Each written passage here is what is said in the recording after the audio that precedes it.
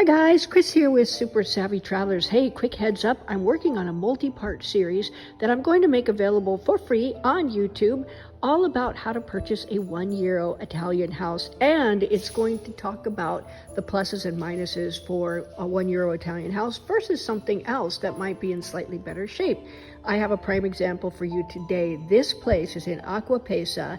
It's very close to the sea, about a mile from the sea, in the historic center, and it's absolutely got the most spectacular views you could ever imagine. Now, heads up, it needs love. In fact, it needs quite a lot of love. It's a total redo project, but it's in a lot better shape than many of the €1 houses I've seen.